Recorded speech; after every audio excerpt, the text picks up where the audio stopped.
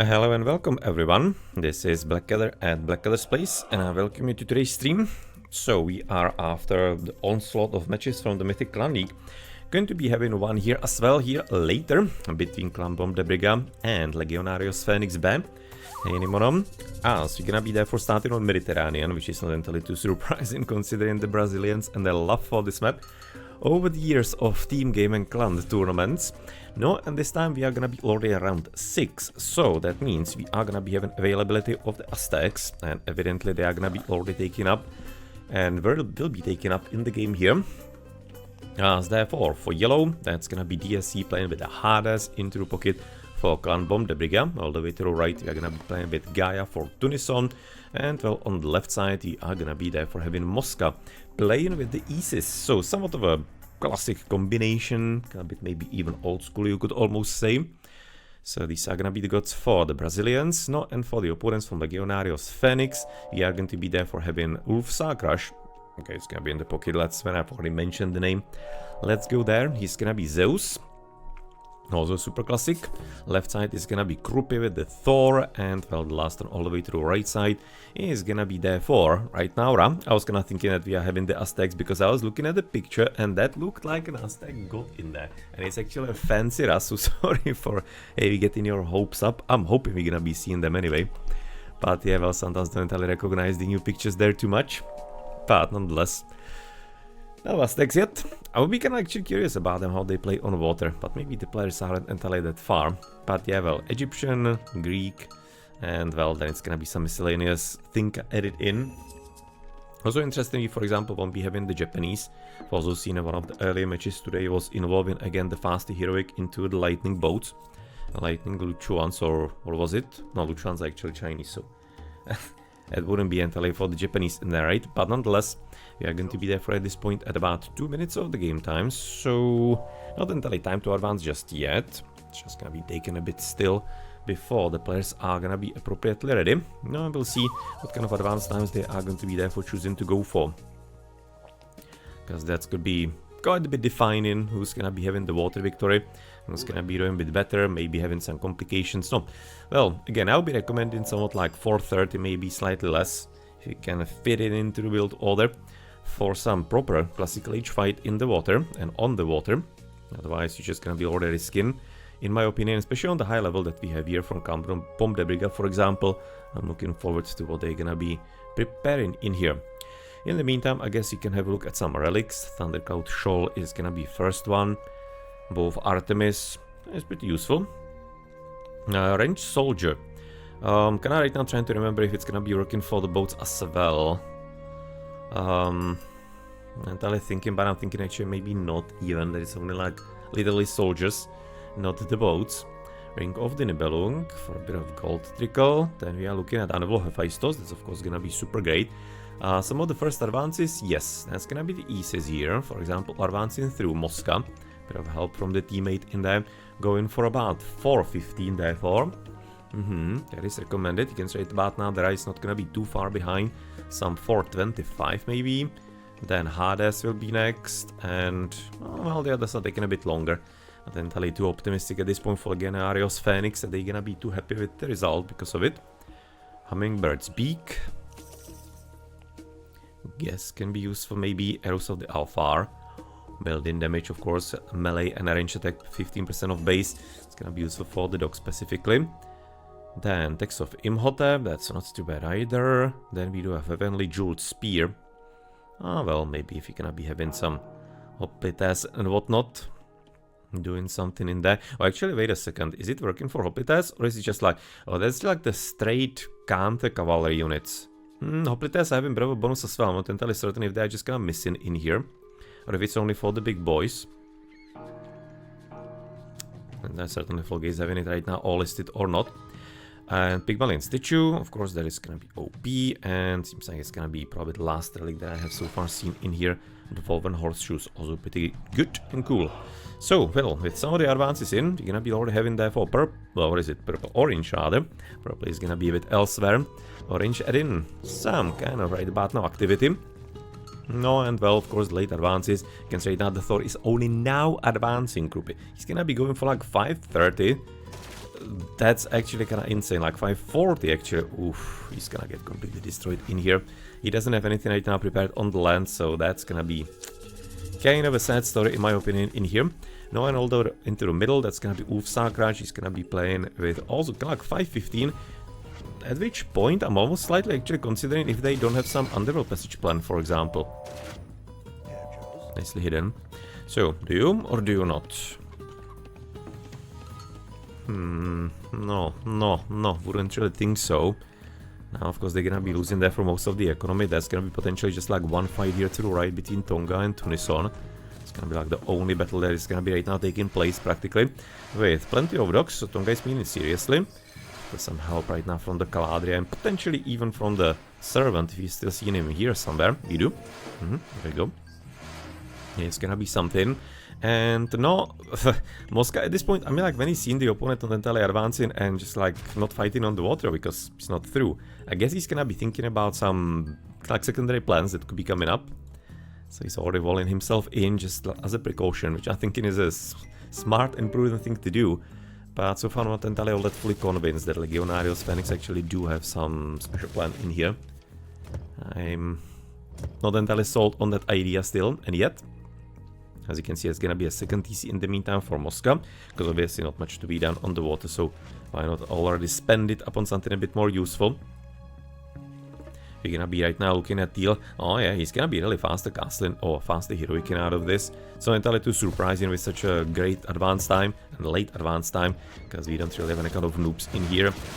Not really.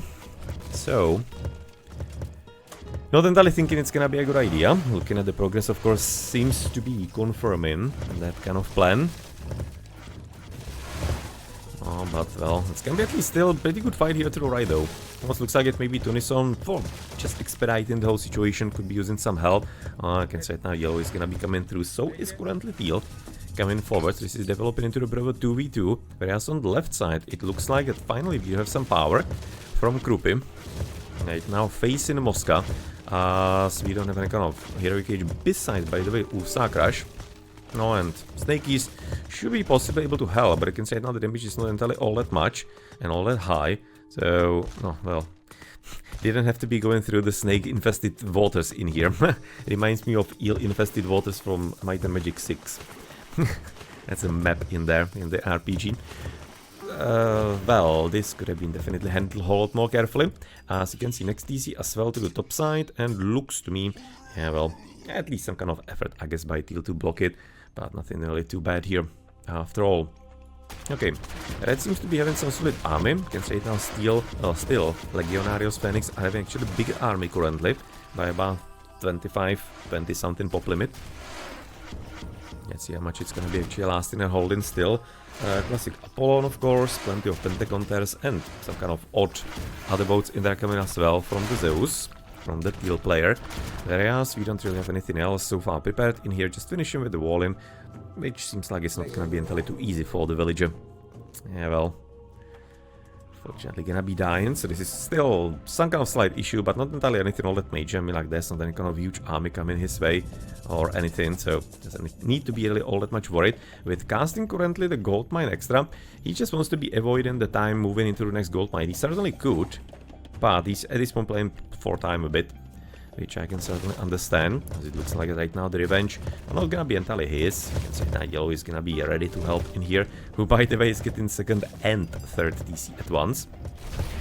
Yeah, that's kinda like the problem. If you're gonna be giving the high-level players opportunity, they're just gonna be grabbing TCs on you, and then it doesn't entirely have to be mattering that they lose the water maybe even after, which there's a pretty good chance they won't anyway. So yeah, that is something that you're gonna be certainly seeing, and if you remember from so many Mediterraneans that we have streamed and played in RTS League and everywhere else. No, and well, at this point it looks like it maybe Tunison is not entirely that super interested, but really that commitment into the heroic age and everything, I think it's not gonna be entirely paying off here. Just depends how well currently and how much he is going to be DSC wanting to right now play this, but I'm not entirely too super optimistic, to be honest. He's gonna be wanting to delve in. Maybe some kind of later comeback could be a thing, but yeah, kinda doubt it. But we had about 10 minutes, which is usually the threshold where you lose to water. It's not gonna be mattering as much. And frankly, with the transitions into extra TCs, I'm thinking that really CBBs are gonna be well covered. I don't think they're gonna be having a problem too much. Not too much development here yet. Double military, triple actually. Okay. Somebody gonna be having a spike on the Idle Villager graph at the end game that you're gonna be talking about here. And we have some preparation for the Egypt. Not too much. Nothing really in his base. Just gonna still enjoying his water in here. Is he ready for the heroic? Kind of. At this point, well, he should be there for getting a bit more fishing boats. He's definitely not having that many, so therefore the heroic age will be kind of delayed. Or rather this way, it's not gonna be immediate. Okay, so what are we casting and where? That is right now the big question for me. I have no freaking clue. Migdol. By the way, the heroic age is already there for in. Nothing there. Yeah, well, again, daily thanks to the devs for being incompetent and not showing god powers on the minimap. So, sorry for missing whatever it was, wherever it was. Impossible to tell. There's like so many things in so many places where it potentially could have been. And we are going to be therefore having just a bit of a close-up. Yeah, I can say right now the commitment is gonna be way bigger than what also Clan Bomb the Brigade were having. That's gonna be also another problem that's gonna be set in right now. Legionarios Phoenix back. So they have a victory, but it's just going to be pretty much useless, unfortunately. No, and there's gonna be some further development also for Mosca here on the left wing, who is gonna be claiming himself practically the TC, and much more importantly, even the gold mine in there. Okay. Fancy citadel in here on the flank for his teammate. Not entirely too common, but well, there you go. You're having right now North Citadel actually in there. Whereas all the way to the right wing, that's gonna be what exactly? Now, so far, there's maybe some kind of showcase of possible help from yellow. But I wouldn't be entirely surprised. Look at the fortress, it's gonna be there for some mythical age first and foremost. But I'm slightly wondering, yeah, that's the mythic, if he's not gonna be preparing even here for a Forge of Olympus, but maybe some underworld passage into the enemy. Something you're gonna be having to take into consideration as well. But you can see right now how controlled game this is. Army, who cares, because it's on the water. And Clan Bomb the Brigade, they are just kind of chilling and developing their echo and waiting for the late game, because of course the opponents are with what they have committed to. They'll be having some window of opportunity maybe in a few minutes, because it seems like, for example, especially Blue is committing to quite a few fishing boats. Should be transporting some villager here and dropping a dock. Or villager, no, well, you have a north, so potentially can be moving over a unit and getting some dock into the middle, which used to be done in the original game, of course, with the Egyptians, but since that bonus has been removed, well, now we at least have the transports in all the arrow ships, so we can potentially use that for that. Okay, so a bit of a volume right now attempted here potentially for Greek. No, unless he wants to be advancing through Athena, which he doesn't, then might be actually better for maybe even the Eggy to build it, but I guess they're just gonna decide it. This is gonna be right now the course of action for them, with the front TC for Moscow on the left, as we are just building up for, well, another big clash. But it almost feels like that it's gonna be maybe like one big clash that's gonna be ending it all. Oh, so he's gonna be there for getting an edge there, because at this point we have 70 villages more for Clan Bomb de Briga, but that is without the fishing boats. So if you're gonna be looking at the fishing, it might be actually so kinda close to matching that. Especially the blue economy is pretty powerful in there. Heroic age for him, mythical age, maybe. Depends how he wants to be playing this. No, but looks like at this point that's gonna be Tunison therefore already wanting to maybe claim the forward position in here. With right now what he has, maybe could be even trying to steal the TC, if he's gonna be fancy enough. But looks like he's gonna be rather going about it conservatively and piecemeal, so therefore only his own TC. On the other side, Tunis or Moscarada is gonna be advancing bit by bit appropriately as well. It's kinda a bit interesting to see that they are not trying to be playing too super fancy. It's kinda cautiously bit by bit, not stealing front positions or anything, because they are at this point probably gonna be aware, or probably will be aware, that water economy will still be having some kind of potential to have an impact. It shouldn't be anything all that like super game winning or whatever at all. Just slightly waiting what's gonna happen with the Thor maybe here on the left side.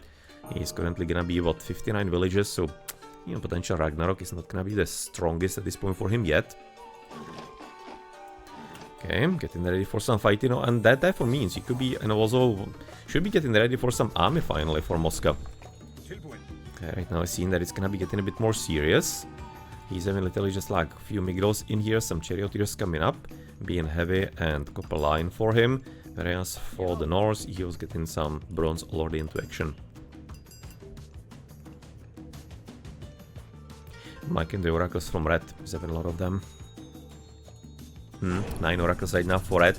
100 favor already on his account, so he's gonna be spamming quite a few good powers possibly if he could. Not gonna be probably getting into like second implosion if he's gonna be, and he is advancing through Atlas. But could be getting decent amount of heroes, maybe a few more carnivore he could be also casting in here. So yeah, I guess he could be fine on that front. Hiking the wall in here to the right when it's gonna be getting finished, because obviously the trade is all right now attempted to be started. Nice to be seeing that as well. So all the way into the mids, just gonna quick check in case there was some attempt or maybe some even possible, and I'm liking how he's mistakenly fishing, like selected even a fishing boat to be coming onto the expedition in there. But underworld passage to the bottom is gonna be at this point already unleashed for DSC. That's kind of like the classic old school strategy. Kinda more powerful with Zeus to be honest, but yeah, a lot of people like to be playing with Hades. And we're gonna be having Tornado cast through right wing, which is gonna be... wow, doing nothing. That is unlucky. Maybe got just like a bit of an army in here. Gonna be barely right now, not even actually destroying the TC. Okay, that is a sad Tornado. Such a good god power, unfortunately, not gonna be bringing anything at all. No, and all the way into the middle, that's gonna be of course still unfortunately off position. I think he's having some army. Oh, I'll prepare into the right. Unfortunately, wasn't expecting the underworld passage. As champion Hoplites, you can see all iron. Yeah, can't be getting any better the execution in here. And that's why they just didn't care about the water. They just committed the opponent, basically forced him to commit and overcommit massively. And then they just kind of chilled on their TCs and yeah, there we go. And it's gonna be right now, of course, even orange having some opportunity on the left side. Maybe for even casting the meteors, but so far he's not entirely needing it. Maybe he kinda just could be casting it here. We'll be getting some hits into the army, into the villages in there. And we'll be just like a game over. And it seems like he's gonna be wanting to right now battle through that with just the normal units in here. With Underworld Passage 4 Teal still potentially available. Maybe could have been using it even for the defensive features in there. No, and now, well, Krupe is gonna be casting the Frost. Maybe some opportunity for a counter-offensive. However, he doesn't have siege weapons, so this is going to be really weak. That's like one siege weapon, at least. This is kind of like the classic moment where I'm always kind of thinking if it might not be too useful and better. This time he has population limit, but when you have pop limit, to basically like delete even some of the units and get some, like, something immediate into the battle as well. That's gonna be waiting in the queue. I think that in the specific situations, like basically needing to be taking care of the portable ramp, it probably could be useful. But yeah, I guess this time it's not gonna be entirely that necessary. And seems like village is of course also stuck on the left side, as it looks like a Titan Gate is attempted for who am I clicked into Moscow. Oh well, maybe he's gonna be wanting to hold it this long, then possibly. I think we'll still get now when he's gonna be ready with the war, for the war rather, then... yeah, I'm not entirely thinking Krupe is gonna be having enough time for this here. Okay, all the way into the middle, that's gonna be of course still continued success for DSC, and unfortunately Ulf Sagrash not really seen an opportunity how to really even counter it. You can see even Hoplites coming up, Hipaspis as well, at least a few of them. So basically they are gonna be the better counter. Okay. Well, that's how he has of course gotten the Underworld Passage in. The GGs are gonna be coming through us all the way through right wing. We have also broken through because Steel couldn't help here enough, and well, this was just like a school of experience at this point from Clan Bomb the Brigade, to be honest. This was professionally played team game on Mediterranean, and yeah, just kinda didn't fight for the water when they didn't need to, and now they have therefore claimed the victory in the first map. So, good job. Let's therefore give them the 1-0 lead. And let's have a look through the post-game. And we're gonna be heading into the second that they are right now collecting for already. What was actually going to be the map for that? Alfheim. Alfheim, and the last one is preset for round 6, Karlaugar. Gonna be therefore haven't seen it for a long time. And will be even more interesting in team games therefore as well. I was thinking it was played in the captain's mode last year. No, nonetheless, for the upgrades, therefore, you can see double bronze and copper here for red. For purple against him, if he has some unit nearby, there is. I guess he's gonna be having a boat probably still left. That's gonna be also double bronze copper. That's actually the same line of upgrades. We have seen full iron here for DSE. By the way, is DSE player? I think he is, right? I think it's just, that's like DSM player. Thinking he was at least, yeah, that's DSM, sorry, TSM player. In case, yeah, so they don't know, and you can say now double upgrades into economy, for example, for teal, but let's stick maybe through army first, so that you're gonna be having some order in that. Again, boats are gonna be in, plenty of population limit. Not sure if he was actually lacking population limit though. Might not have been entirely as much of an issue for him. As for blue, he's gonna be already having some first iron in there. Not too bad from all the water economy he had, whereas the opponent was still on just the first copper, but didn't entirely mind as he was in the champions, for example. For the economy, as you mentioned, you can see fishing boats are going to be not having salt amphora, unfortunately. That's not too great. There is one at least for teal, and for purple, he is hopefully also missing. If you're gonna be winning water in such a way, you're just gonna need to be really utilizing it to the highest capacity that you can, because it is very useful. Now, and for the villages, as you have mentioned, you can say it now copper, rather actually quarry. With Boso, we have seen the second levels for teal. Red, for example, there is a villager nearby. It's gonna be missing just carpenters from the upgrades. Yellow is also filled and full. Orange, second levels with Book of Thought and Flood Control, and just the basic levels at this point here for blue. That's a bit of a shame in that. But nonetheless, well, at this point, what do we have here? Somebody floating something extreme. Bit higher maybe for yellow, but it's alright still. Yeah, it doesn't seem like, no, besides maybe right now the Thor is having a bit more wood than he definitely needed to be having. But otherwise, it wasn't too terrible. Some nicely effective economies for especially CBBs. But okay, for the civilians and their idling, you can say now it's gonna be slightly spoiled by the high idles here near the end by teal, but otherwise nothing too bad actually from either team. No, frankly, it wasn't a rainy game, so you wouldn't be expecting too much idleness anyway. This is actually kind of fine. Maybe teal here near the end, but that's fine-ish. Nothing to complain about too much. This is, of course, including the fishing boats. So that's gonna be right now purple quite a bit on the south. Fortunately, wasn't able to counter it even with the fishing boats. That's, I think, one of the problems in there. Whereas the extra TCs, you can see how much they helped the CBBs basically stay above the others. Just group him. This is right now the increase of the fishing boats that he mentioned for him. He was taking it as the only one seriously. And help him up. But maybe some upgrades extra would have been also useful for him. And for the armies, that's gonna be, of course, spoiled by the military on the water. You can say now for the whole team for LFX. Whereas for CBBs, they just didn't care. And then, well, they were having plenty time to prepare. And then they just owned. You can see the increase absolutely unchecked by the opponents at that point. So for the economies, you can see in the early stages, we are going to be having some, no, the Egyptian, of course, lower by 700 compared, for example, to Gaia. That is a pretty big difference, by the way, even for Negi. That is a surprisingly high difference. What was the Isis, by the way? No, I mean, like she was a few hundred above. She wasn't having prosperity. Was she?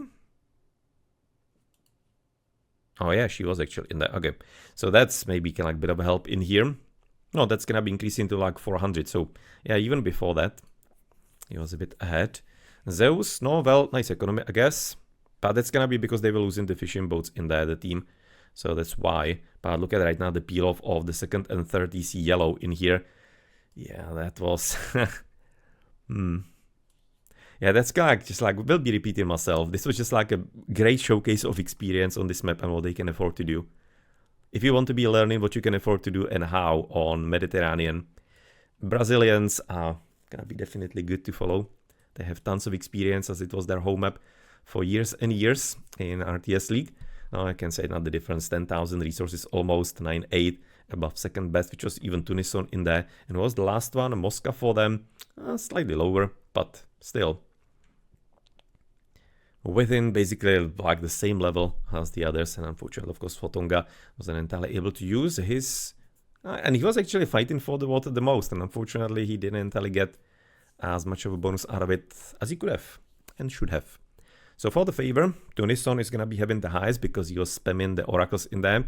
Yes, plus, even as a guy, any kind of Atlantean, you're always going to be finding something to do there. So I'm happy that after, well, about a year, people finally recognize that it is actually pretty useful to be having any kind of oracles with Atlanteans. We've been only saying it from the start, but they need to be. People need to be discovering things on their own. They can't be listening to somebody who is not playing the game. No, and well, for some kind of further, can say it now, information, it's gonna be DSC. No, well, of course, the distraction of Teal is gonna be having effects in here, understandably. And the technologies. No, well, that fastly heroic, I don't think, I mean, like, it wasn't even a fastly heroic for blue, but for Teal, at least 825, but it's still pretty low. If you will be going for a fastly heroic on Medit, you are aiming for around 7, maybe sub 7 still, as a Zeus even specifically. You don't want to be that necessarily late. And this one, 537 for the Thor. I don't know, that was a bit weird one. That was way too late. We just kind of thought that it's going to be some standard game they are used to. But remember what we said at the start. And we said it on every Mediterranean. Late advances are not meta. That's not a useful meta. You need to be aiming for like those sub 430s if you want to be in an actually decent fight there. And then, well, they won back the water, because CBB just didn't care. They were already on TCs, and the water just not going to be making enough of a difference for them to matter. If they wanted to commit, there would be no chance for LFX to have any kind of semblance of even a battle in there. No, GG.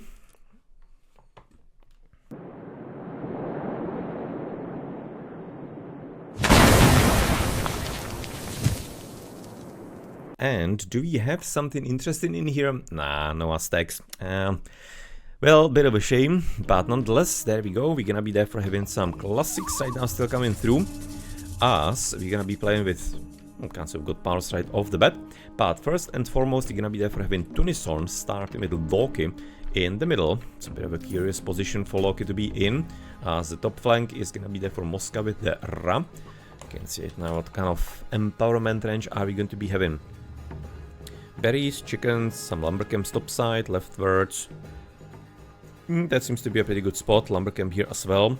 Yeah, that's a nice one. There's a pretty sweet positioning right off the bat. And all the way, you can say now the gold mine is gonna be also behind, so no problem there whatsoever. Reminds me of one of the games from early in the week, I think on Wednesday, when we were doing some recorded games. But yeah, Alfheim is definitely quite a bit of a defensive map, so we'll be recommending some extra TCs and stuff, because with all the mountains that you have on Retold, it's hard to effectively raid here. If you're gonna be having some competent bowlers against you, you're gonna be barely able to do anything besides, and before they have some bonus from their economy. No, but we'll see, because DSC at this point is gonna be playing with Poseidon, aka player, and he's gonna be there for, well, question is, he's gonna be trying to raid at least a bit. But hard to really say. The combination of the gods is a bit inconclusive. Position of the Loki there as well. So hard to say what's gonna be the plan after all. As you do have all the way to the bottom there for Ufsakrash with the Gaia. Ufsakrash, he was the Zeus last time, right? Yeah, he was the Teal in the middle. So at this point it's gonna be going for something a bit different with some... No, not even forward gold mine too much, but slightly forwardish, I guess you could probably say. Into the pocket we have the Chinese Fushi from Neo Institutional. That's gonna be coming in here as a replacement for the team. Can't say right now gold mine also a bit forward, but again, with these kinds of maps, there's just like no need to worry about any kind of positioning whatsoever. And the last one to the top will be there for Krupi again, and he's gonna be continuing with the Thor, going for the armor rebuild. So probably based on also the last map, we'll be expecting something like 5-minute advance. Let's see if he's gonna be there for accommodating to that plan. No, and in the meantime for the relics, we are gonna be having Hekaila Koskadl. Hey, pretty much the first time. This one, I'm still kinda like struggling with to properly remember like how to pronounce it. Hekaila Koskadl, just like the combination of the letters in there is making my brain hurt in there a bit. Shukoatl is gonna be there for in here as well for some myth unit bonuses. If they're gonna be coming through, I'm not entirely certain how many we are gonna be having. From the Thor, maybe something. hard to say if Mosca is gonna be... Oh, he can be potentially playing fancy into Crocodiles if he wants to. Archimedes Legend, no thank you. Next one, Eye of Horus. It's kind of alright, but not entirely game-changing. 9 Cauldrons is okay-ish, I guess. Tusk of Dangang is very good, especially if it's gonna be a boomy game. But at the same time, when it's gonna be a boomy game, you don't entirely need as many piggies, because we are kind of fine with switching into farms early. Shirang. That, on the other hand, is nice, since you're gonna be considering probably quite a few walls in here. Canopic Jar of Imset is also pretty OP. Still don't understand why they actually increased it into 25%. I mean, like, what kind of zero-brainer actually suggested that from the community? I would be liking to meet him. He was already OP at 15%, but 25% is kinda crazy. Tale of Kerberos is pretty good as well. And I guess Black Vampire Zoe is maybe gonna be one of the last ones. And there was maybe something Argantir has been also picked up in there. Okay, so advances. Seems like right now Fushi is gonna be one of the first ones, but the very first one will be the Posse at about 350. You can see right now it's a pretty slow one. Okay, so does that mean TC? Is he moving? Yeah, he is, right? Yes. Oh, of course. Okay, so there was some kind of maybe very small chance that he's gonna be as a Poseidon trying to raid here, but again, this maybe is just like not asking for that's too much. So he's just gonna like really... Okay, wow. If he's not gonna be getting the front TC, then that's a very brave wall for him. Okay, let's switch into his point of view though. Yeah, he's gonna be getting the front TC, I would be thinking. Getting it even Shuoni. Alright, she's getting definitely a lot more popular lately, the last several months. She used to be kind of uncommon with the invisibility. But now we see her a lot more commonly. Second TC for the Gara is definitely no surprise. Thor on the left side. And less certain he's gonna be right now getting anything else yet. Let's switch into his point of view. I mean, like, it could be and probably should be second TC for everybody. And he's not. I mean, like, he's walling there and he's not going for this TC even. That's just like a waste of potential, to be honest. I was thinking he's walling there because he wants to be protecting the wills from any kind of eventuality. But now, well, just like he guessed, I guess, why not wall half of the map off? For not much of a reason. I do wonder if this is actually passable on the left side or not. It's looking very sus, but it could already be blocking the pathing in there. But I would be definitely wanting to test it, so I'm hoping he did, because that possibly could be quite a disaster. Obviously southwards, that's gonna be a clear path. But no, well, that's also a question if he's gonna be there for properly walling it off, as he's gonna be taking the front TC. And by the way, Teal, not only didn't he take the front TC, he's also taking TC of his teammate. So I'm hoping that Ufsakrash is reading this correctly. Luckily, the other one is not too far away. But again, so many times we have seen that even this kind of switch, even though it looks kind of innocuous, is completely throwing the player, and they're just gonna be playing. It just kind of completely changes your perception of the game. So be very careful not to be taking your teammates' TCs, because you never know what kind of shortcut and short circuit it's gonna be making in his brain. And it doesn't have to be like anything like against the player, but usually, from my experience, these kinds of little things do matter. Because your brain is just kind of like committed to be taking and thinking about only the TC next to you, and you might be just kind of like even blind to the other TCB nearby, and just like influences your home gameplay going forward. Well, nonetheless, maybe he's gonna be replacing it with the enemy TC in here. Maybe he's gonna be actually playing that well. Who knows? No, second TC right now for the Thor. I'm just really thinking at this point that Legionarios Phoenix are just like a bit more careful than they need to be. They could have been taking some front TCs, they're quite alright. Frankly, could have been also CBBs if they really wanted to, but for them maybe it was a bit more unclear what the opponents are gonna be trying to play. Nice hosing with the fire in here, getting at least a kill. Maybe on the next visit he's gonna be getting some more.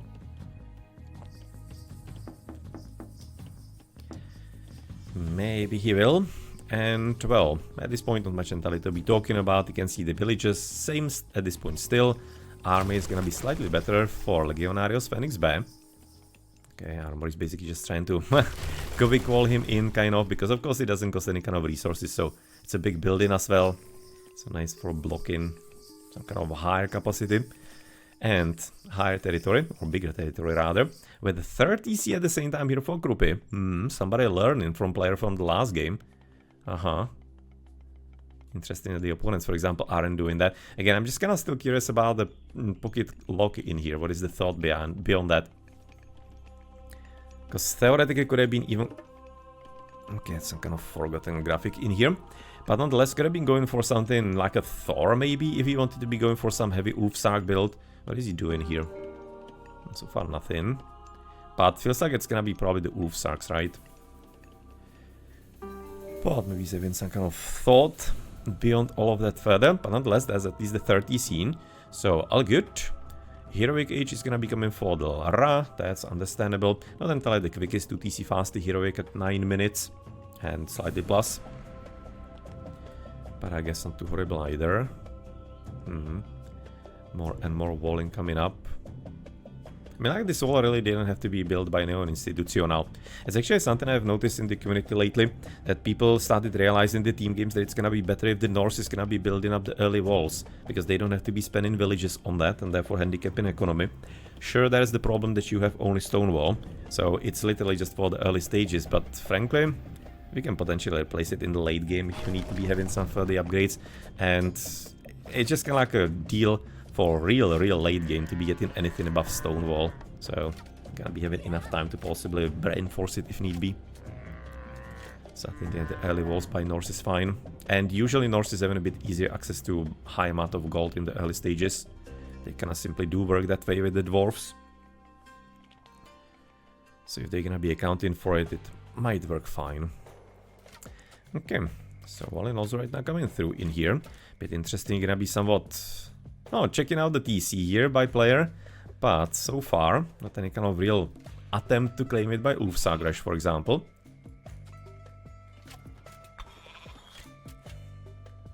Okay, farming coming up. That's some kind of a random check on the economical upgrades. You can see Hendak's pickaxe, if we're gonna be looking at Fushi, he is gonna be at the same. Oh well, I'm entirely expecting that they're gonna be a bit lower, but at the same time, of course, the plow should be also coming up, since they are already switching over. Moskina, where is he built up? In the base, apparently, with Migdol. Oh, second monument. Does he have a third one hidden somewhere? Not yet. Not yet for himself. And let's see if maybe somebody is Mythic in here. Kinda out of nowhere. Or maybe the Poseidon. It's getting kids right now. Dionysus. Getting some cavalry. Doesn't have the prequeue, for example, into Thracian horses. So not sure if he's gonna be wanting to spend it. Might be still some kind of fast Mythic in there. And oh, where are we jumping down? No. Down, that's gonna be just right now handled by Red. But we are... There? Yeah, okay.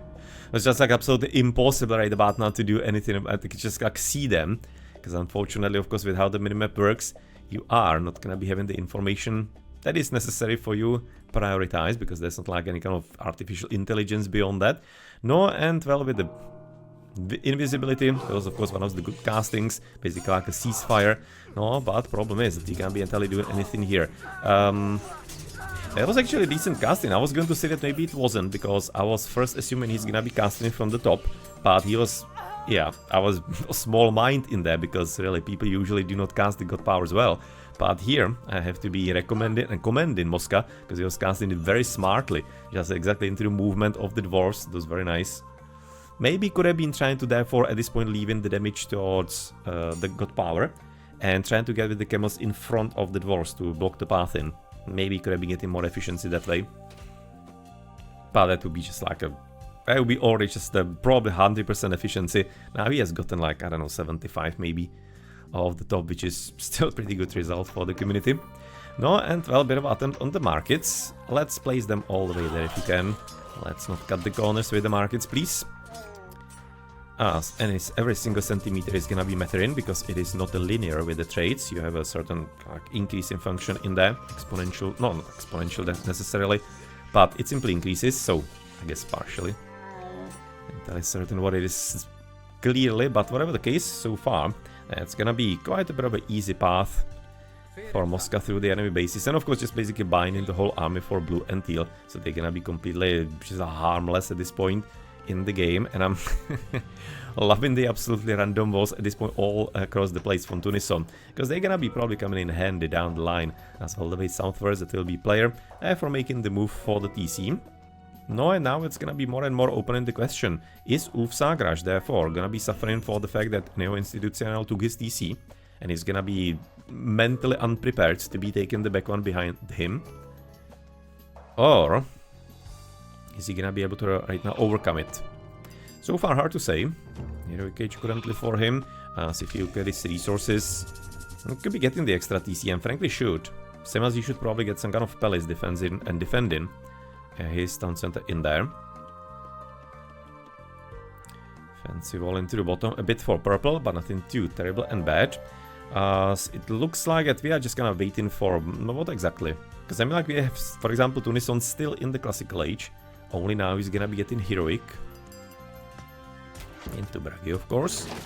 First line of upgrades in there. Now it's gonna be immediate mythical age after.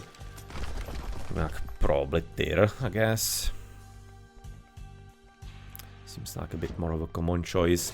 At the same time, I'll be liking to see Hell, because I like to be seeing fire giants that are, because of the Ragnaroks not being entirely as prevalent, a bit less seen, and they are still super powerful. How much favor does he even have? He's having 90 favor. It's not too bad.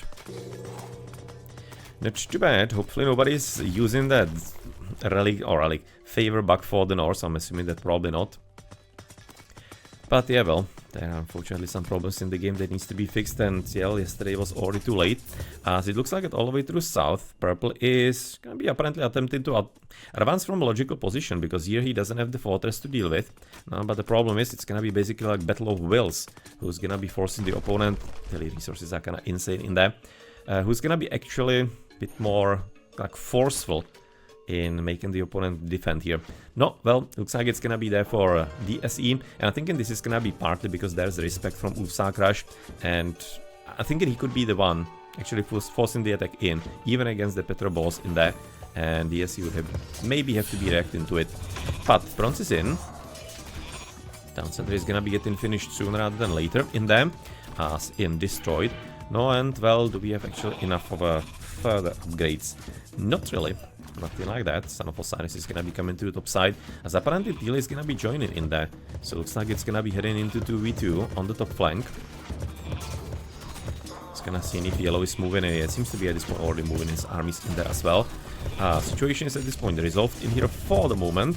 However, for heavy Tourmain, don't have entirely too many upgrades, unfortunately, for purple either. So looks like it probably player is gonna be able to deal with this somewhat alright. Overall population limit is gonna tell him though, and that's gonna be apparently much better for the left team. So we'll see how they're gonna be there for faring, because all the way through the mid, the Chinese is not doing too horribly. Yellow is not entirely having the army against him yet. Okay, just a bit of fanciness against the walls. Egyptian is gonna be able to hold here fine. You can say not much of an army from blue. It's kind of waiting for, I don't know, not entirely certain what.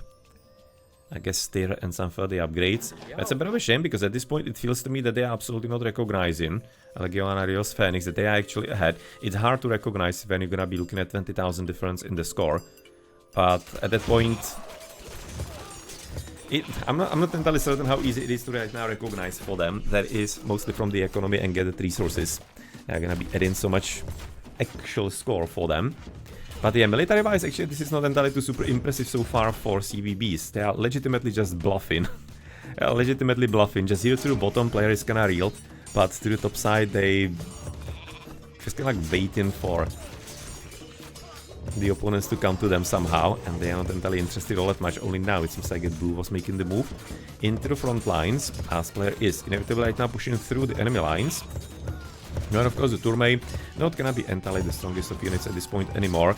However, the Dryads maybe could be a bit of a problem, because of course that's always an issue with the Greeks, the amount of heroes and stuff. But if he had some kind of archy, maybe it could be better, because Tourmain are not gonna be killing them too quickly. So I'm thinking this is gonna be probably handled sooner rather than later. So still some kind of visit here at the very back. That's gonna be some minimal commitment that is needed right now to make sure it's gonna be handled as all the way through mids. On the Chinese, he is okay, gonna be fencing some nasty army already. Great Jarl, double copper and bronze. Rans for teal, medium fire archers, and double copper so far. So slightly better here for yellow, obviously also not linear, but much more importantly, flamey weapons availability.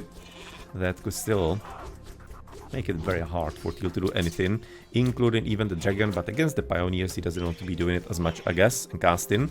Whereas well here on the left wing, or top left wing, I guess, well, top wing simply, that's gonna be grouping. Looking like he's gonna be wanting to push into Moscow. Moscow is still having the son of a god.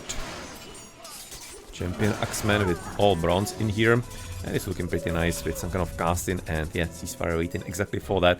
Look at how many wolves you have gotten all over the place. And that was a monument to Pharaoh. That was actually to gods already. Alright, so what is actually Orange doing here with all that favor? I guess Titan? Yeah, Titan, okay. No, that's gonna be one of the faster Titan strategies apparently in here. Overtaken, can see plenty of trade going forward. So all good and all fairly nice. Wolf is dead gear, ceasefire dead gear as well. So let's go back to the fight. And blue, he is also bronzed. Not looking too bad here. Could be a decent fight between the players. Still about like 80 population limit more for Legionarios Phoenix. That's gonna be the classic Frost. No, and is he gonna be able to use it for something nice? Because he doesn't have siege weapons, right? Just like a few ballistae.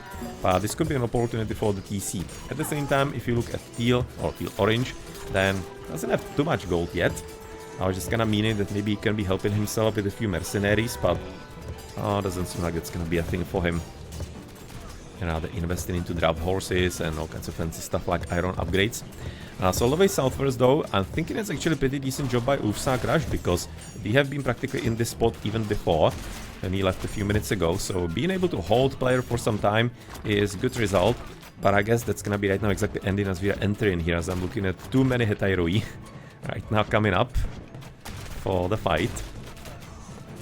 No, can see now fully ironed, all kinds of Hephaestus upgrades in there as well. Heavy Tourmay with just the copper, yeah, I think this is gonna be there for just the inevitable end result. Stolen as long as he could have, but now it is gonna be time to pay the bill. Doesn't seem like there's gonna be anything from the bottom, rather actually pretty good control of the map by DSC, and therefore some further gold mines even for his teammate evidently. He's making a very long trip all the way to the bottom corner of the map, as it seems like the DC is still standing for the moment, and looks like he's gonna be developing maybe into more of a 2v2 as yellow. Where is he actually attacking? Is he even somewhere with army? Okay, he's actually going through the bottom, alright. Bit more annoying, okay. Bit more annoying purple as well in here. But yeah, more like actually gaining territory. And so far teal is just like trying to somewhat stabilize the front all the way to the top side, but it looks like orange is confidently breaking through in here as well. Where is the Osiris? Oh, there, he's coming actually from the bottom. Ah, doing some interesting trips. Still, by the way, he has lost 1 hit point so far. 1 hit point he has lost, so could be somewhat nice actually to be hiding next to a Baule before it's gonna be destroyed, and he can be therefore moving where he wants. But yeah, the GG is already coming as they are seeing that, yeah, they don't need to be just gonna having all the villages massacred to be seeing that the game is gone and done, and therefore we're gonna be heading into the third one with Clan Bomb de Briga leading 2-0 against Legionarios Phoenix Bay. But this was a decentish game. I'm thinking that really Legionarios could have been going a bit more directly into the economy, because this game was just like asking for that. And if you're gonna be having such a team as we had from the opponents, then it's very likely they're gonna be 2 TC in here and playing on that. It's gonna having, from their point of view, a bit of a chill game. But decent defense. Decent defense, I'm thinking. Decent composition from Legionarios. Nothing to be ashamed of here in game number 2. Not at all. So the third game is going to be there for Kerlaugar. Yet again, a bit of a water, but the different one than Medit. It's going to be probably including a bit more like early fighting, I think, in after water. But let's have a look at this point on some upgrades. In the meantime, I'm going to be selecting their gods for the last game. You can see it now all iron.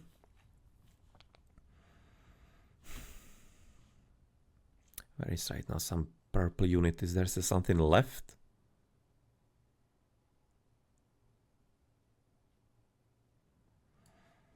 Maybe not too much. Could be just like... No. Don't entirely see anything all that readily. That's gonna be Oracle here to the top, who's gonna be getting our upgrades. Just still the copper shields, that's where we have gotten stuck, unfortunately. So not much more from there. Then teal is Heavy Tiger Cavalry at all bronze. It's pretty nice. Blue is going to be iron shields in there extra. Orange is full iron. Yellow with some units. Even Son of Muspel in here on the Fire Giants. That's gonna be also almost full iron. And I guess, well, that's gonna be there for that. So economically, we are gonna be missing something or not? No, pretty solid here for the Gaia. Missing just the last upgrades in there. Even though he's not in the Mythical Age, obviously as a civilization, he could have been getting that. Unfortunately, yet again, you can say it now, quite a bit insufficient upgrades for Neo Institutional at 22 minutes on such an eco game. That's unfortunately something that's gonna be just like undercutting you too much. Trade is gonna be at least having coinage, so I guess that's good. Some fancy Pegasus even in there. And for the blue player, oh well, this is inefficiency galore right here. Upgrades kinda solid, but just like on this distance, you're gonna be losing now hundreds and hundreds and thousands actually of resources on such a length of a game. Yeah, that needed to be having some more ox cards in between, or just some kind of better position of the farms. Yeah, this is actually something that could be like a good case of even just kind of showcasing it in editor, how much of a difference this makes. Because, I mean, like, for example, this guy, or even just this one, making a trip back and forth, you're gonna be legitimately wasting like good 15 seconds at minimum, and that is practically like half of the carrying capacity. So just gonna do the math, right? How much time you're wasting here compared, for example, to the one efficient right next to him, who's gonna be taking maybe 3-5 seconds at max. If you're gonna be on the long path as well. Yep. And that's also where, for example, there are some more efficient farms based on where you're gonna be positioned around the TC. That is the thing in AoE 2. I'm thinking might be the same thing here. But in AoE 2 it definitely was. I'm thinking it may have changed it slightly on Definitive Edition, that they're gonna be more random in there, but the original game was having a certain pattern, and therefore some farms on certain position of the TC were faster and more efficient than the others. So also there's like a preference for which side you want to be having the farm set. But nonetheless, all upgrades here for orange. 4.6, so coinage is in. You can see gatherers are gonna be also filled in there, and for last one, it's gonna be of course nothing missing here either. Coinage in there for ox caravans, these ones as well, and is there some kind of trade for yellow, or yellow for red? Yeah, there are some donkeys, 5. Also getting the speed bonus in there, so somebody floating already? No, yes sir. Tunis are already quite a bit overboard. Some 8,500. I can see it's gonna be the story right now apparently for all the Brazilians from Clan Bomb de Briga. Because of the late stage of the game, not too terrible right now for the Egg though. That is kind of manageable. And a bit of gold for the Gaia, and for a bit of extra wood. No, nothing entirely too super extreme in there for them. They just needed to be getting actually more upgrades in the first place. So for some idols, that's gonna be certainly purple a lot. Which is a bit sad, considering that he's also an Atlantean. But that is seriously an issue. That's way too much for Nati, and especially when there wasn't any kind of raiding going on in the early stages. And for the others, nothing too bad, and the end game, kinda who cares slightly. Can see for Moscow maybe just kinda running out of some random gold mines and wood lines and stuff. Yeah, before that he was doing pretty well, so that's the important piece.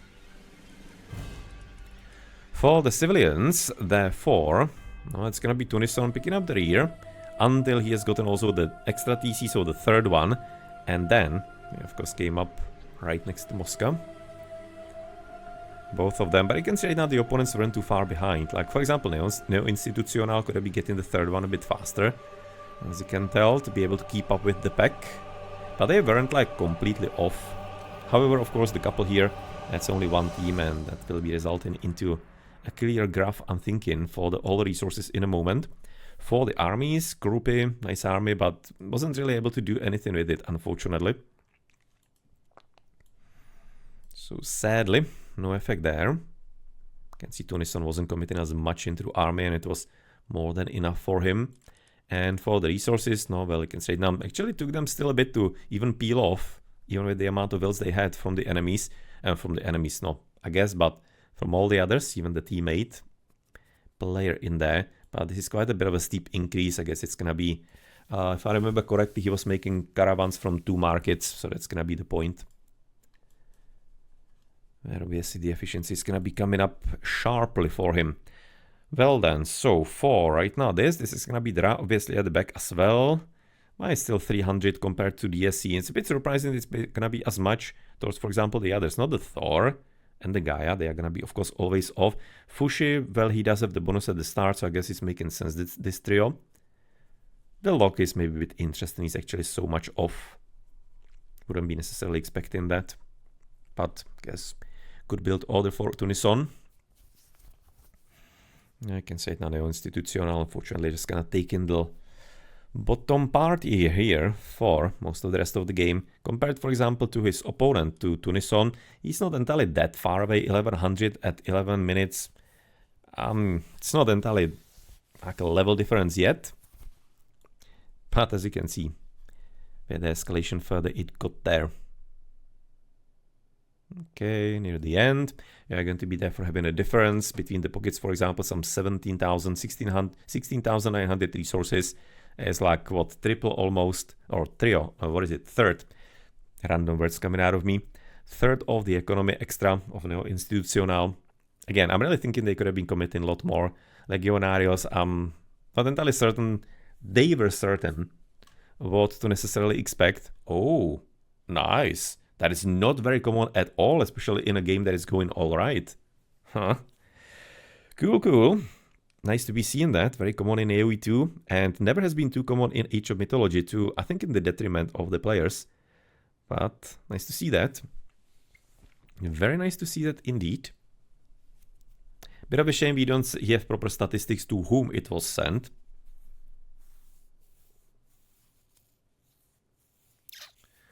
Because I mean, like, they are overall having pretty good economies. Maybe actually 2 players making the most sense in there. 5,000. Can I actually see it on the graph?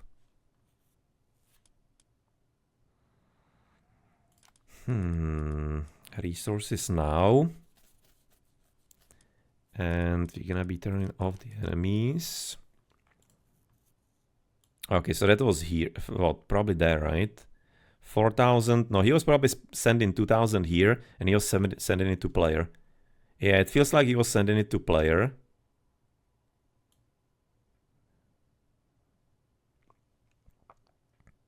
Probably to player. I'll be assuming. It's making also the most sense, I guess, to me. For the favor, that's gonna be Neo-Institutional, as the Chinese having the highest. A bit interesting because, of course, Moscow with all the 5 monuments. And empowered as well on top of it. Can't say now still the Chinese a bit more powerful in there.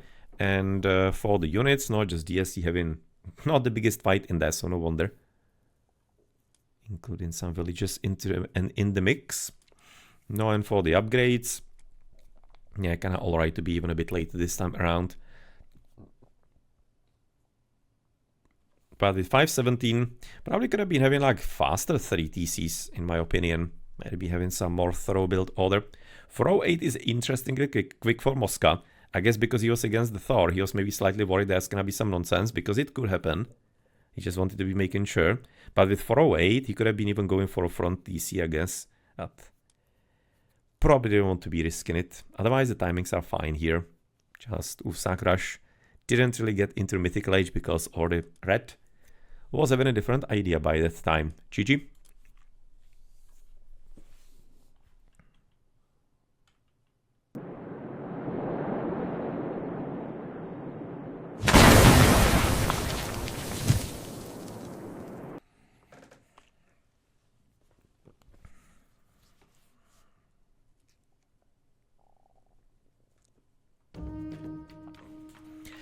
Kerlauger, therefore it is for round 6, as it's gonna be only here for Division or Group D. That is having the 7 rounds because they are having extra team in there. And we're gonna be having there for our first Aztecs. Nice to see that. It's gonna be Tunison going for, that's Huitzilopochtli, right? Yeah, that's Huitzi. Quetzalcoatl is the snake. And yeah, the other one is gonna be looking like Tezcatlipoca is the Jaguar, or what is it? Yeah, Jaguar, I guess. Okay, so Huitzilopochtli is gonna be there for right now the choice. Let's see what we're gonna be right now playing with him. And interesting if we're gonna be there for seeing him fighting on the water. We haven't really seen too many Aztec water fights yet. As for the other pocket, that's gonna be Mosca as the Isis. Front position is gonna be taken by DSC as a player. As a Zeus, that's making excellent sense. Well, either Zeus or Hades is a really common and pretty useful in here to have. Gonna be kind of curious if he's gonna be there for fighting the water, because you can theoretically go for like a back position and your teammate is gonna be covering for you and you're gonna be going for like the faster heroic combined with early arms. That's of course where the Zeus is extremely dangerous, as the bonus against buildings for the hoplites. Yeah, that's a scary one, as it seems like a groupie will be forward with the Freyr. Interesting choice to be having the Freyr in here. Maybe not something else, but nonetheless. Neo Institucional is gonna be going for Susano, alright. Maybe he wants to be going for some Raijo raidings. Not sure. No, and Ulfsa crashed to the top side. He's gonna be there for the Gaia. Classic, of course, water, so why not play her? Okay then, so for some relics, in the meantime we have Dwarven Calipers. Siege weapons being a bit cheaper in here than all the way top side. Arrows of Heracles, that's alright. Again, Eye of Horus. Next one, Gungnir. Potentially useful for exactly the hoplites that we have mentioned earlier. I'm kind of thinking that's gonna be the play, kind of like the classic one. Wall hit points plus 40% is also pretty excellent. Not entirely certain if it's gonna be that utilized in here. You have, of course, the disruption through right now the water, but nonetheless you can kind of wall on that as well and around it. Well, we'll see if the players are gonna be attempting to play in such a fashion. Ring of the Nibelung, yet again as well. Then we do have Gamba. Fur of Boy for some hero regeneration. Added potentially to Olympic parentage in there for the Zeus. Staff of Dionysus, and some of the last ones. It's gonna be Tax Scepter for the cheaper farms, and the last one all the way top flank. That will be Uller's Bow. Also some further one for the archers improvements. No, okay, so are we gonna be advancing? Oh, we actually advancing pretty quick currently for the Freyr. Maybe surprisingly so to me. Wasn't necessarily expecting that he's gonna be that super quick, as that is really decent. Oh, that's gonna be some 4 minutes, even sub maybe. Oh yeah, that's actually gonna be 350. Huh. Is he gonna be trying to rush him? Yeah, like the Susano is not advancing that quick. I was kinda halfway thinking if maybe, because you can see they're playing without water. They are interestingly going waterless, so that's gonna be some fun stuff going on in here. What is he advancing us? It's gonna be Uller. No, I was thinking if Susano would be advancing also quicker. For like 4-minute advance, he could be getting some nice raiding with the cavalry. Maybe would have been better for Tsukuyomi. As far as casting the New Moon, for example, on the stable immediately, but curious. Like Fortress, sure, and no, I mean like...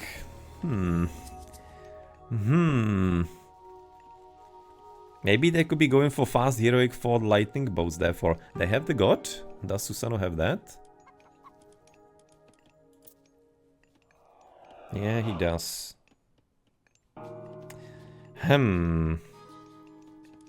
Maybe that's gonna be the attempt. So far I have seen it only on Mediterranean. But I guess there's gonna be some kind of opportunity for it maybe here as well.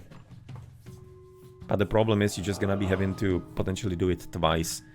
So that's kind of like why I'm not entirely liking it too seriously much, but well, whatever the case. We are right about now heading for the docks, so maybe it will be a thing. Let's switch into the Susano. 9 tails for the fox. No, economically obviously it's not gonna be too powerful, and frankly going for the fast hero it would be a lot more effective if he had the fishing bows there. So far it's just like, kinda like a build that they are right now having here. Just kind of interesting right now beginning. Stable is coming through, so they're just gonna be playing land practically there with the delayed water. I'm kind of thinking that's gonna be playing into the cards of CBB, but who knows. Hope to be proven wrong somehow. Maybe it's gonna be like a bit of a fake and feint that they're gonna be trying to make the opponent think that they are not playing water at all, and they therefore not gonna be getting any kind of boats at all, and they're gonna be then taking the water for free after. No, frankly, it doesn't seem like it's gonna be worth it to play that way as much. No, that's gonna be right now the first action coming forward, as it's gonna be no institutional with the foxes coming in. As you can see, unfortunately, it's not entirely having as much of an effectivity as you'll be hoping for. For second Foxy dead guy, no, you just gonna don't want to be throwing that away in such a fashion. But with the Freyr coming in to join the fray, literally as well, that's gonna be there for a slightly different story. No, and of course the point also is that DSC very interestingly also hasn't gone for the water. So that's also a bit unusual to me. Could have been there for going for a lot more powerful build with that support in there. But yeah, literally at this point his role is going to be, especially when the towers upgraded, to hold the first attack. And then it's gonna be time to roll with the others. I wonder if it's gonna be there for something about the Huitzilopochtli in here. Huitzilopochtli, he's gonna be going for this infestation. So far it's gonna be only right now the Yason having a bit of fun here at the top, but that's it. And have he cast the infestation? Oh, there. Okay. So it's gonna be right next to the forward position to slightly help in here. Could we be maybe seeing... we do have the butterflies, don't we? With Huitzilopochtli. Yes, we do. Its Papalotl is gonna be available in there. So that's gonna like maybe some kind of slight guess which you could be having. And yes, its Papalotl is gonna be coming forward. With all kinds of further things coming forward as well in there. And much more importantly, Spearmen. No, because they're gonna be expecting the enemy to come through with the cavalry.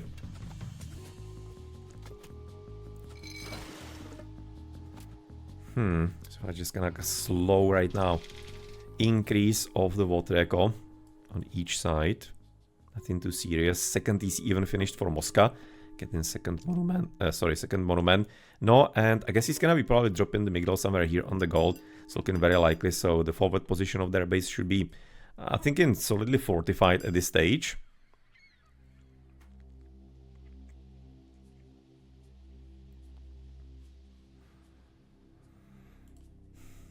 Can say now resources for the heroic age still not entirely there.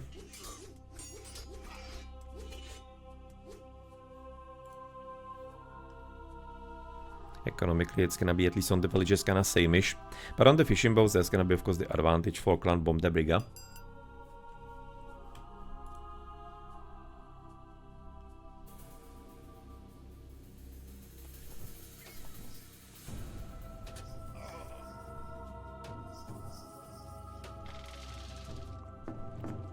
Actually, fairly powerful land army that we have currently prepared here for the Murmilos, and with the Murmilos.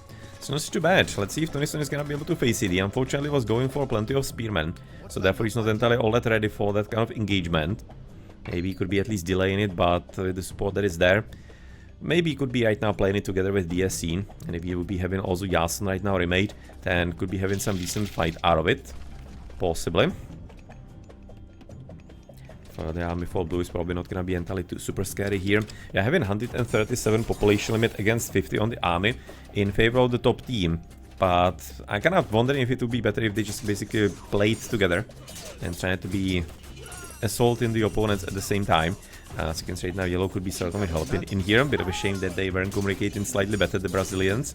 No, and that's gonna be resulting into him having to go away with slight delay because of the Kusanagi.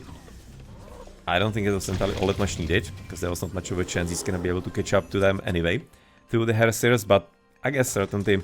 Just kinda wanted to be having the certainty for that. No, and the water will it be actually fought for right now by Tunison? Because it doesn't seem so. So I mean, like literally here only one Atlatl siege canoe, but he's not even making anything new, and yeah, he's going for the Ispapatl's wings in there, so we're gonna be seeing that power coming through, and well, maybe the Axolotl is gonna be at least a bit of assistance in there on the water, because obviously we had an even shield And he's gonna be able to potentially cast upon whatever he wants, even himself, which is a bit odd, possibly. But in the end, doesn't seem like it's so fun. It's considered maybe as OP otherwise. Because usually you're just gonna be able to use such an ability on some other unit rather than on yourself. But, well, that's just like kind of breaking of the potential design space that we have had so far. No, and now that's gonna be a bit more curious because he's gonna be caught in a double. And let's see if maybe Red is gonna be able to help Biro fast enough. Doesn't really feel that way. And with that many heroes, he needs to be right now falling back as soon as possible, unfortunately. As that's going to be somewhat of an interesting currently... how's it called? I forget how it's named, but nonetheless it's gonna be killing even the heroes in here. So this was actually one of the better castings of the God Power. Liking that quite a bit. Perch. Yeah, but that's basically just kind of saying how often I have seen it so far. So I don't even properly remember the name of it. But good casting, and especially since we have gotten rid of all the heroes, it's gonna be making it quite a bit easier for some further, no, not the infestation, but maybe some of the further units that are gonna be available. Maybe even the Ispapalotls and stuff. But at the same time they are flyers, so it's not gonna be as much of a concern. I guess having the Murmilos in here. But at any rate, this seems to be right now going and turning better for CBBs at this stage, even though they are still quite a bit behind as far as the army population limit. They don't seem to be having as much of a concern in their thoughts and processes so far. It's a bit curious that you can see right now Orange is not even wanting to be committing to any kind of big fight, or kind of like big fight. You're basically even seeing if Neo Institucional is gonna be wanting to battle here in any kind of first place. That's gonna chilling at home. That's gonna be some Axolotl so far, having quite a bit of a good success on the water, without any kind of decent counterplay from the enemy. No wonder, because they are still in the classical age.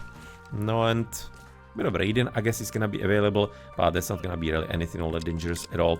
Looks like that our heavy Eagle Warriors will be more than capable of handling it, with a bit of help from the Red as well.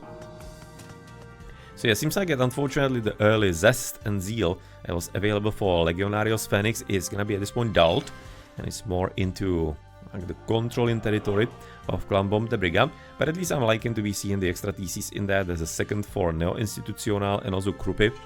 Whereas, for example, the Gaia isn't really going for one, but he's more focusing on the water being like his extra echo, I guess. You can see 128 villages on each side, plus the water, that's, I guess, gonna be somewhat almost the same. If you're gonna be going around the teams. Doesn't seem to be right now some inherent difference. And, okay, so where are we getting it? Okay. Seems like it's gonna be therefore into, Institucional's base, but it doesn't seem to be entirely doing too much, frankly, the Meteors. Would have been probably a lot more effective if he cast it somewhere here, but unfortunately I'm fairly certain he didn't know about the concentration of the villages in there. Would have been a lot deadlier. Wait, the second TC also for the Aztec here on the left flank. No, at this point it feels like they are just literally waiting, maybe even the mythical ages here. And all the upgrades, CBBs, and they're gonna be ready to roll. Especially looks like it's gonna be right now the Egyptian. So what is he getting? Valley of the Kings, of course, Champion War Elephants. Yeah, well, somewhat similar as in the first game, in the late game. But looks like there's gonna be some kind of double coming up between Krupi and Neo Institucional. So Red, as he's currently protecting the TC, is gonna be having to reposition himself slightly, as unfortunately, as you can see, we don't have the Migdol. And they expect him to be maybe built by Orange here somewhat earlier. But so far he didn't entirely care. And he was rushing the age. Finally gonna be sending the Leviathan forward. Oh well, battle against, how is it called? Honengyo. He's gonna wait now his... Hey, and even the next one. No, this is kind of like exactly what I was mentioning earlier. That maybe Orange didn't want to be entirely provoking this, because now he's gonna be having to defend on the water even in the first place. That's just gonna be like an inherent consequence of that, but maybe he's not gonna be too unhappy. He's having obviously already Salt Amphora, so the economical bonus is gonna be there.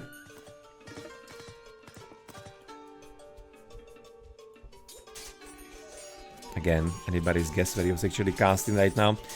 they got power, mentally all that evident, but maybe all the way to the bottom we're gonna be having some interesting combination of red and orange. Just gonna quick look on that, with Migdol defending this gold, sure.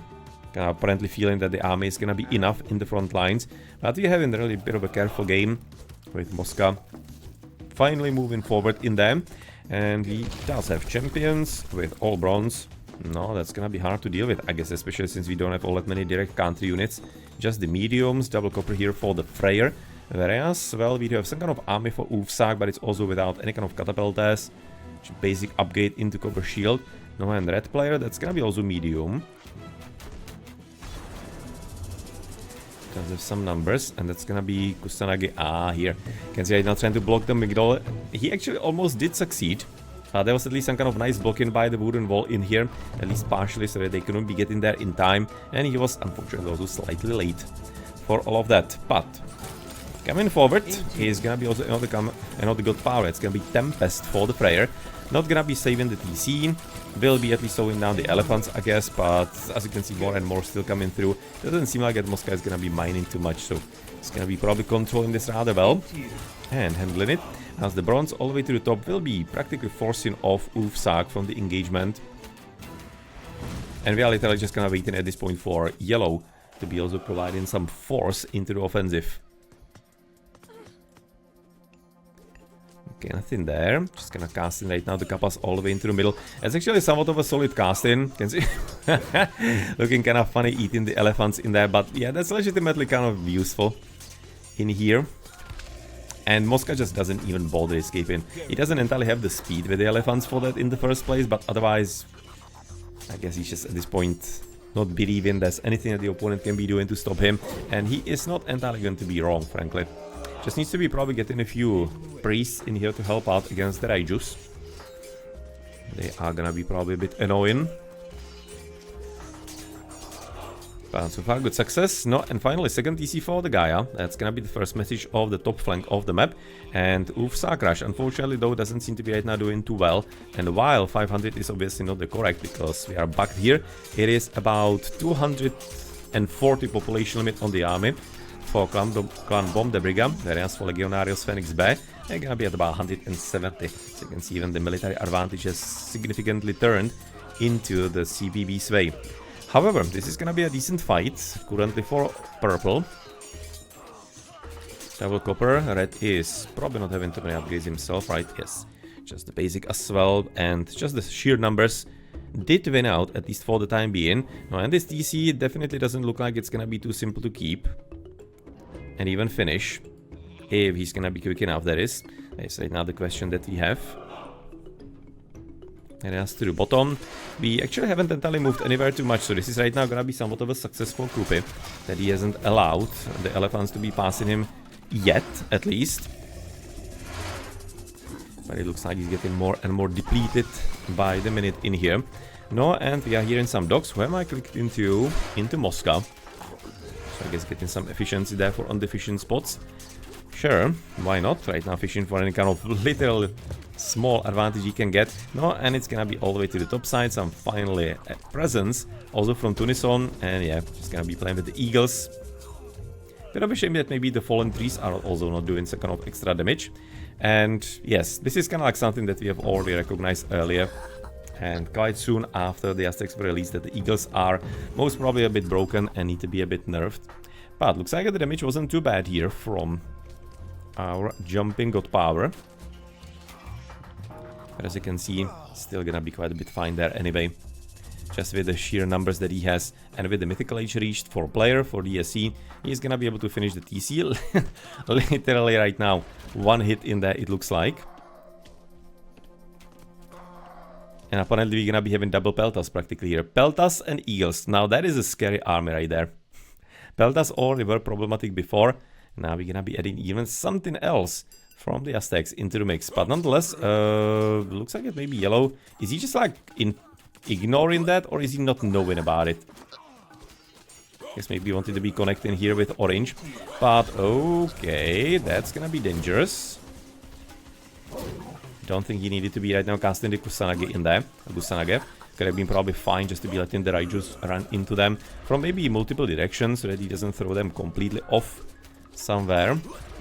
but unfortunately also having right now plenty priests in here, as it looks like that Mosca, after the last experience with the elephants, has learned that he needs to be right now adding something else into his army, and seems to be doing pretty fine. Can see even some extra TC taken, even the front one he has stolen from Krupi.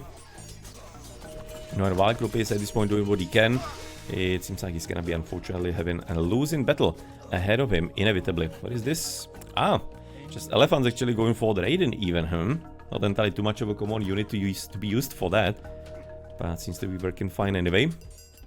Now it's of course gonna be some inherent problem here for blue, because this gold mine is also not gonna be the safest, and it's potentially one all the way to the top that might be playable without too much of a complication here, I think, for him. But well, as it looks like in the middle, we are... No, first gonna be having Huitzilopochtli's Incarnate. Yet again getting the special dude here, basically something like a Son of Osiris. Like legitimately. No, and let's see how powerful he is going to be help at this point in the fight. As you can say now, this is not too bad. This is something that can probably deal with him, or should be able to deal with him.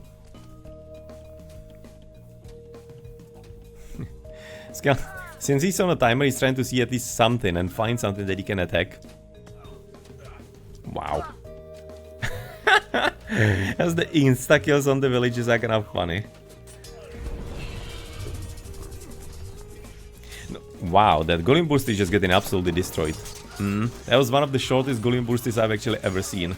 Like legit shortest ever. Oh, congratulations, I guess. That's gonna be now the Son of God. Pretty powerful, and that's where the GGs are gonna be coming through. Because I mean, like, yeah, maybe there could be still a bit more opposition by Urfsakrash. But yeah, well, otherwise the other players are tired of the fighting. And it looks like that the Eagles, you can see champions already, with a bit of a support of maybe anything else here from Orange, are gonna be more than enough. It's even having some soul guides in there. Yeah, they are not going to be too easy to deal with, especially because of their extra helpers. How is it pronounced? Tlakaneshkuimili. Tlakaneshkuimili, yes. Okay, so that was, well, the most eventful game, also kind of like the longest one by about half a minute. But seems like at CBBs were having it under control pretty well anyway. Really not entirely certain if it was all that worthwhile what Legionarios Phoenix were trying to do. That they were trying to play completely without water and then it only later. It usually doesn't entirely work too well. But maybe next time they are gonna be trying to play it with it when this didn't work out. But they did still make it a 20-minute game out of it against such a top-level team. So I guess it's something that needs to be also highlighted and mentioned. So 3-0 victory for CBB, and that's gonna be there for the match and also for today. So let us have a look at some statistics here at the very finish for the Aztec, for the Elite Eagles. We are already having Jade Weapons, Ceremonial Shields. That's gonna be the last level, right? All of it.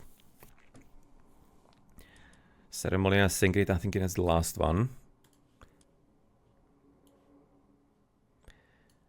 Just the Jade is gonna be only Heroic Age. Okay. Ceremonial Sacred. Okay, so Sacred is last level, so he was having double second level and one of the last one.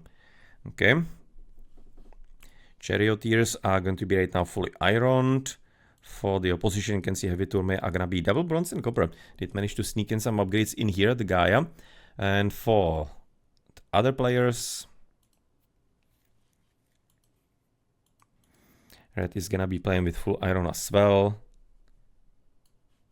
There is some blue Sigarson who's gonna be double copper and bronze. And teal maybe still.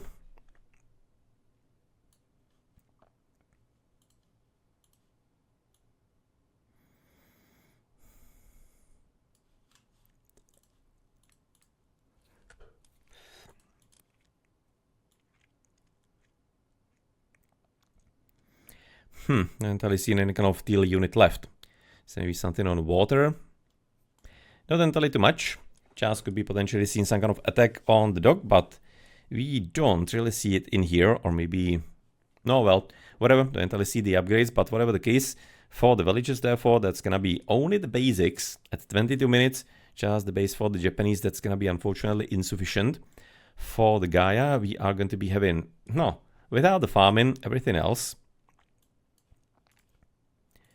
for the Fission Sultan Forest at least in place.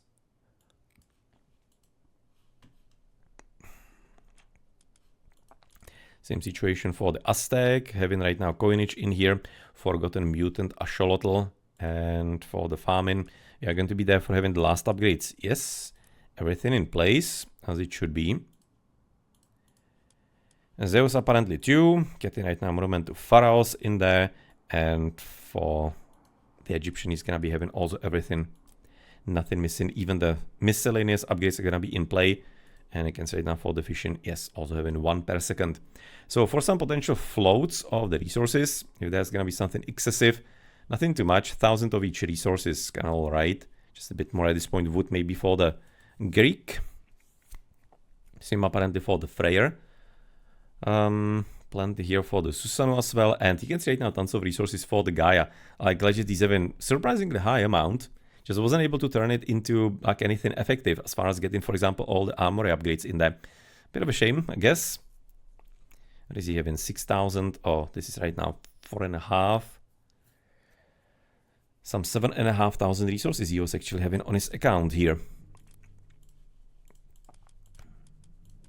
So for the idle villages, yet again gonna be having some higher amount here for Tunison. Wasn't he actually having a higher amount of idols even in the last game? Thinking it was also Tunison. Oh, this time is actually Moscow, sorry. Just kind of seeing right now the orange color on the picture. I need to be looking for the color, of course, in there. So this time it was Moscow. No, actually, it was also Moscow, yeah, there for last game. It was just like the Egyptian. Yeah, just the Egyptian was having some higher idols last game as well. This time, though, for the others, not too bad. Maybe for purple. You can say that Ulfsakrash is having some constant level, like constantly like 1 villager idle for the whole game. That's also something that's gonna be adding up. Some kind of small imperfection. And for the civilians, of course, including the fishing boats, not inevitably they're just gonna be like in different universe at the start. But I'm not entirely thinking it was too much of a good idea. For a player, it was also a bit surprising to me. Especially for the Greek, it's really useful to be having that. And I guess he's just gonna wanted to be making sure he's gonna be having some decent classical age advance and will be potentially able to counter with and hold off what they maybe kind of expected is going to come there. But it was still a bit faster than otherwise, thinking it usually is on this map. Can see some drop here for Tunison, that's gonna be fishing boats. Not sure if maybe here at the back as well. Oh, I mean, like at this point at 17 minutes, so that might be something different already. Not certain when exactly was purple attacking the water with the army of Murmilos. No, but nonetheless, on the armies themselves, you can see there's gonna be some amount of units here for Tunison that he managed to get. That was, of course, the infestation, the scorpions. And that one fight where he basically lost everything. Ulfsakrash, not too bad. Was able to keep up a bit above. Yeah, he was kind of like the most dangerous in that, it felt like. Maybe causing some trouble for Tunison at least a bit. No, but that fast Mythic by Moscow, and then the elephants, they were apparently mostly just kind of solving the whole right field. Of kind of both neo-institutional, even though he was kind of switching between the sides in there. And especially, of course, of Krupi. But yeah, a bit of a kind of maybe slightly odd game with the progress. Not as what I'm kind of used to maybe from different tournaments. But that's kind of what is interesting about streaming anything, because you just kind of never know what you're going to get. So for right now, the resources at the start, that's of course going to be the inherent difference. And even through right now the water economy, Moscow is going to be at 4 minutes, 4:46. You can see by far behind in here. But then he's going to be, of course, quickly growing. As you can see right now, he's just like sprinting in there. In about 2 minutes, at about 10 minutes of the game time, he is going to be getting above. But yeah, the early stages, a bit complicated, but you can see right now he's going to be quickly growing in here when he got enough of the fishing boats, when he got the Pursane. That's, of course, a massive improvement in there on the quality. That's the bonus came through. Aztec, it's actually pretty good economy for the Aztec. Like, really powerful.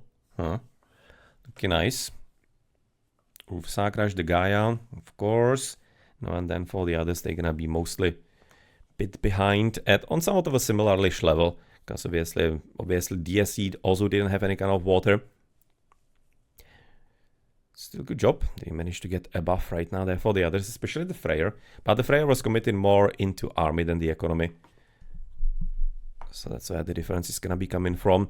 And then we're gonna be having like exact triple coming away with the water and otherwise economical bonuses. Whereas the others, they were just gonna hold in true to each other here as well. Interesting double tier game as far as the economies. For the Susanoo, it doesn't have to be really mattering too much. For the Japanese, they're gonna be a bit lower on the eco. As we always mention, if they're gonna be keeping the units alive though, that is the important piece of the puzzle for them. Now, and the Freyr is gonna quite a lot of commitment into the army.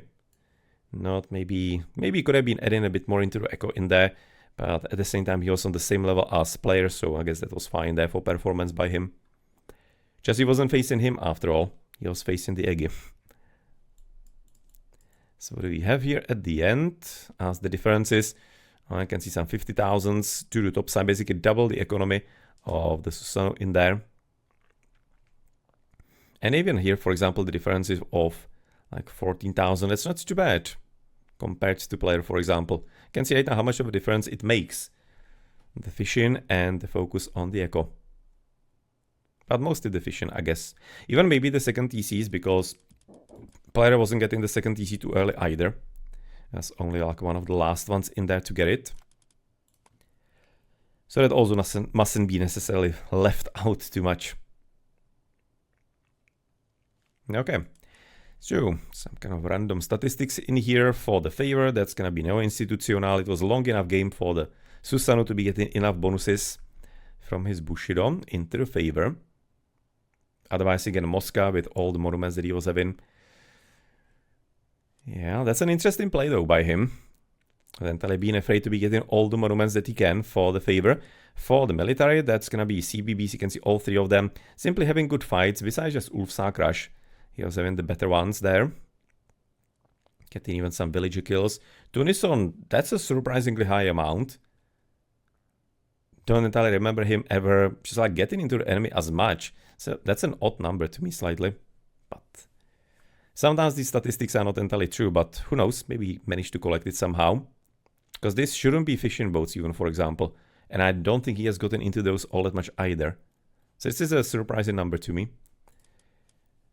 At least a bit. No, and well, the Eagle Warriors in there, that wasn't though surprising to me too much. So for the advanced times, you can see some fancy 350s. For example, for the Freyr, that's fairly nice. So obviously, why he was also low on the economy, because he didn't get the early upgrades and wasn't focusing it. Same as the Zeus. Same as Heroic Ages as well. Oh, basically, they have taken the similar role in there. Just thinking if maybe therefore the back players should have been going for the same water echo as their opponents did. I mean, like 521 and 601 is definitely extreme, considering they weren't really going for fast heroic in there. So there was some kind of opportunity, it feels like, for LFX with these advances. But yeah, well, weren't able to turn it into some really powerful all-in. And CBBs were able to hold off and hold out long enough. Really, their water was there a lot longer than it needed to be, in my opinion, considering the ages and how it was played. But nonetheless, that's gonna be it for congratulations to Clan Bomb the Brigade anyway on their victory in the 6th round of Group D of Mythic Clan League hosted by Deities of Death and the community. So they're gonna be still holding the first spot in the division, if I'm not mistaken, and they are finished, right? Because today they played also the earlier match against Clan Age of Kings. That was their last one. That was streamed by Stretch, and I think it also Motaba was then finishing it. And I was thinking also somebody else was casting it and streaming it, but I'm not entirely certain whom at this point anymore.